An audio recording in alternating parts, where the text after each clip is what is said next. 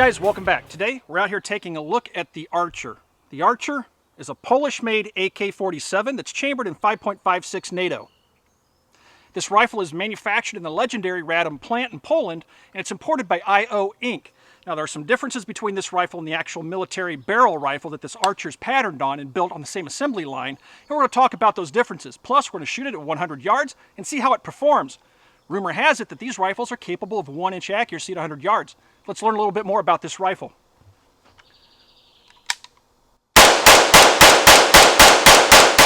There are a lot of AKs on the market. The Archer sets itself apart in a couple of areas. First of all, the Archer is manufactured in Poland and imported by IO Inc. IO Inc. puts on American furniture, this buttstock, which is a little bit longer than your standard AK buttstock. They put this on. They put on this pistol grip. However, this front handguard, I don't know if it's made in the US. It's not marked as being made in the US, but it is a traditional barrel style front handguard for the rifle, so it may be Polish in origin. IO Inc. also brings it into the country without the rails and the other accessories that you might be used to seeing on the barrel rifle. They are, however, available for an additional price. Now, these rifles are really expensive compared to other AKs on the market. This rifle comes to market at about $1,300, and you can buy it at Atlantic Firearms. So what makes this any better than something like an Arsenal, which you can pick up for less than $1,000? Well, first of all, if you're an AK buff and you really want something different, this is a real Polish AK. The barrel, as I mentioned, is legendary. It's legendary because of its quality. Most AKs, like the Romanians and Egyptian AKs and things like that, aren't the best quality in the world. The Poles pride themselves on the quality of the rifles that they manufacture. And the quality is evident in this rifle. This is one of the nicest AKs I've ever seen. The machining's nicely done. The parts fit nicely. There isn't any struggling to get parts in or out of the rifle. The bolt moves freely in the receiver. On some of the Romanians, you'll notice the bolt sticks to the rear as you bring it to the rear. So it is a nicely made rifle. The markings on it are sharp and bright. Everything's true. The sights aren't canted. Overall, it's a high quality rifle. Now, this rifle also features a 16.25-inch barrel that has a 1-in-10 right-hand twist. That means the rifle is going to shoot better with the lighter ammo, 55 grain ammo. The 60 grain and higher weight ammo isn't going to do so well on this rifle. A lot of folks like 1-in-7 or 1-in-9 or even 1-in-8.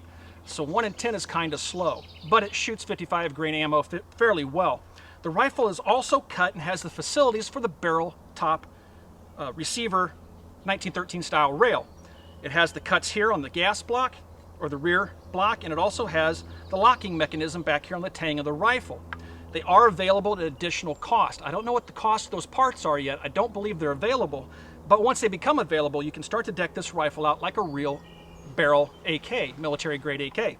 You can also replace the solid fixed American-made stock with a barrel folding stock. Again, at an additional cost, and it's not necessarily available right now, but IO Inc. says that they will become available. Other than that, it's pretty much a standard AK. It does have an extended safety, which makes it easy to engage and disengage the safety with the firing finger of the rifle. Now, one of the dings I have against the rifle, you'll notice that the safety is cut so you can put the bolt charging handle in that recess and lock it to the rear. You flip the safety down, pull the bolt to the rear, flip the safety up. But as soon as I release that safety, the bolt slams home. The problem is the bottom of the charging handle has a radius to it. It's slightly rounded, and it's just pushing the safety lever out of the way. I don't know if this is a different the charging handle or the bolt carrier that it's attached to. If that's different than the standard military barrel AK, if it's like a US part or something, I don't know. But it doesn't function properly. But other than that, the rifle is exceptional quality, and it does have a unique muzzle device. Now, it does have a threaded barrel, but unfortunately, the barrel extends to about here. It threads back here somewhere, and it does have a locking detent, but you can't put any other type of muzzle device on this rifle. You have to use the one that comes with the rifle because of the extension past the front sight. It's a little bit odd, and it's not a traditional barrel muzzle attachment. Let's take a closer look at the insides of the rifle. Disassembling the Archer is just a little bit different than your standard AK type rifle. Let's talk about what's similar first. To disassemble, you have a push button in the rear. You push with your thumb, and you can lift the top cover off. Inside, you have a bolt and carrier and a recoil spring. To remove the recoil spring, you just simply push it forward, slide it out of the rails, and take it out of the rifle. Make sure your safety's off. Now you can pull the bolt carrier to the rear and lift up, and it'll come out of the rifle. To remove the bolt from the carrier, you simply rotate it, pull it forward, and now you have the bolt and carrier assembly in two pieces. Now this is where it differs a little bit from your standard AK. Removing the gas tube in the front handguard is different than your standard AK. First of all, what you'll want to do is flip down this disassembly lever. You rotate this lever down, and the front retainer will slide forward. This is a lot like the Polish Tantal rifle if you're used to those rifles. Now the top handguard will come free, as will the bottom handguard. Slide the retainer forward. There's a small ledge there on the gas block, and now you can take out your gas tube. The rifle's disassembled now. Let's fire 5 rounds of this Wolf Performance Ammunition 55 grain ammo at 100 yards. Now I'm not going to be able to wear my protective shooting eyewear. It's 100 degrees out here today, guys, and it's so humid. The second I put those glasses on, they fog up and I can't see anything. So I'm just going to have to be unsafe today. You have to forgive me. You should wear your eye protection. All right, 5 rounds, 100 yards. Let's see how it does.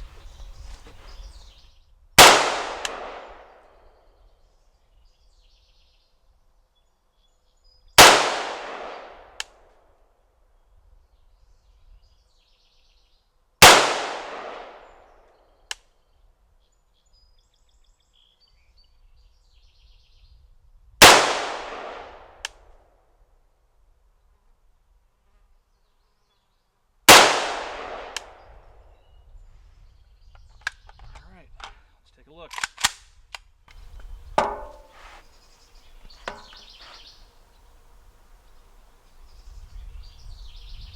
Not too bad. Let's run down range. Here we are at 100 yards after firing 5 rounds of 55 grain 223 Wolf Performance Ammunition steel cased ammo at this target. So at 100 yards it looks like we have, break out my iPhone here, got a cool little measuring app.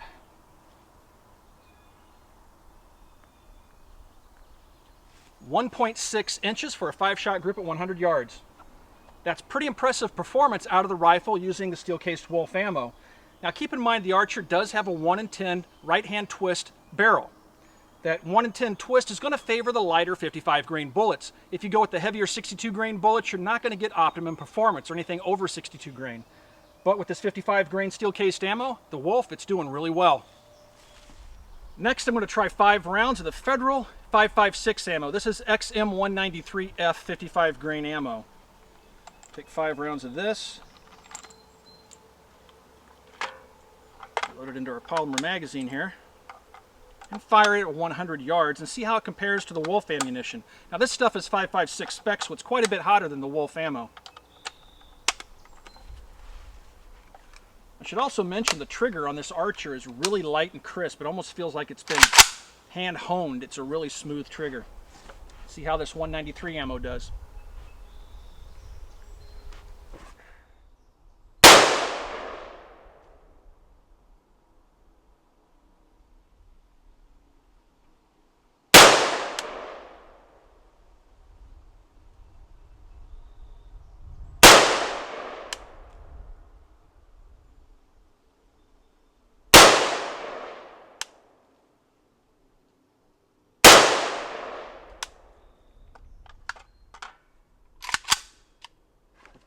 Take a peek. Oh. Wow. Let's run down range and take a look at this. I'm back down at the 100 yard line after firing 5 rounds of this Federal XM193F 55 grain 5.56 spec ammo. Using my trusty iPhone app here, I have a 1.07 inch 5-shot group. The Archer has printed probably one of the best groups I've ever fired with a military grade AK-47. This 5.56 ammo and that Archer were definitely designed to work together. The rifle performs exceptionally well with that ammo. I'm thoroughly impressed. Iron sights no less. Let's take a look at the markings on the Archer. First of all, there's the crest, the famous FB crest. And you can see the IO Inc. import marks there. On the other side, It's marked 5.56 here on the block. It's marked Radom, Poland here. And then you can see the other markings. Let me touch the focus here so we can get it in focus. You can see other markings here, and then check out this Y hole. If this were a machine gun, obviously there would be a hole drilled there, but it does have the Y stamp in the receiver. Some folks like that, showing you where that pin would normally be. You can tell that the quality of the rifle is very nice. It has a nice parkerized finish. It's much more durable, I found, than the Arsenal finish, which is painted on. This parkerization seems to hold up better. You know, the Arsenal finish can be damaged by solvents like Hoppy's No. 9. I've used Hoppy's gun scrub and stuff on this, and it hasn't affected the finish whatsoever. Very nicely made.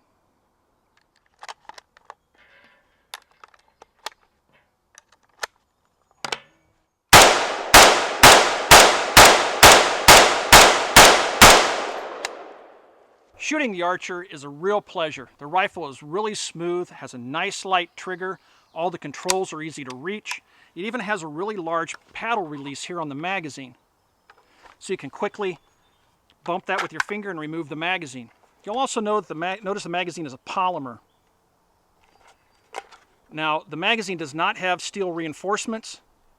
It's 100% polymer with a steel butt plate. And it doesn't appear to be US made, it appears to be Polish made. But, you know, if you're into like Bulgarian mags with the steel reinforcements, which are quite durable, it probably wouldn't take too much to knock that lip off that magazine. But, you know. Now, if this rifle works with other 5.56 mags, I don't know. I don't have any other 5.56 AKs to compare magazines with it. So you'd have to find that out on your own. But everything works great. The magazines pop in, they lock in positively. The gun runs 100%. I've had no malfunctions. The recoil is light. This muzzle compensator works very well. It's slightly canted to the right. And then on the bottom it has another port to the left. So it's trying to bring the rifle back down and to the left because the recoil wants to come up and to the right because of the twist to the barrel, which is a right-hand twist.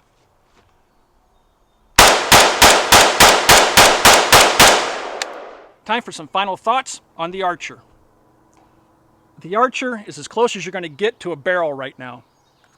It has the cuts here for the 1913 style rail, has the locking piece here on the rear for the rail.